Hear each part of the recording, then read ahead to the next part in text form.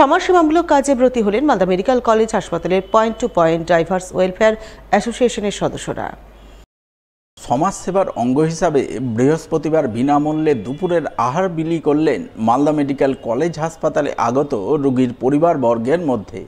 এই প্রসঙ্গে Malda medical college হাসপাতালের point to point drivers welfare অ্যাসোসিয়েশনের সদস্য রঞ্জিত চৌধুরী জানান, তারা সাধারণ মানুষকে নিয়ে চলেন, তাই সাধারণ মানুষের জন্য কিছু একটা করার ভাবনা থেকে এই উদ্যোগ গ্রহণ করেছেন। উদ্যোগের অঙ্গ হিসাবে আজ মালদা মেডিকেল কলেজ হাসপাতালে আগত রোগীর পরিবারবর্গের মধ্যে দুপুরের আহার হিসাবে ভাত, ডাল, আলু, মটর, পনিরের তরকারি বিনামূল্যে বিতরণ করছেন। এতে সাধারণ মানুষ কিছুটা হলেও উপকৃত হবেন। ওয়েলফেয়ার অর্গানাইজেশনের তরফ থেকে আমরা মালদা জেলা, মালদা ডিস্ট্রিক্ট হাসপাতাল ও মেডিকেল কলেজে আমরা আমাদের ড্রাইভাররা, প্রতিটা ড্রাইভার আমরা সংযোগ করে 50 টাকা, 100 টাকা, 10 টাকা, 20 টাকা করে দিয়ে আমরা আজকে আমাদের সাধারণ পাবলিককে এই পরিষেবাটা দিচ্ছি। মোটামুটি 200 লোক খাওয়াবো আমরা। উদ্যোগটা হচ্ছে আমরা ড্রাইভার সমাজটাকে একটু জাগানোর জন্য, যাতে মানুষের মধ্যে ঢুকে যে ড্রাইভাররাও লোকের সাথে মানে সমাজকে নিয়ে চলতে চাই।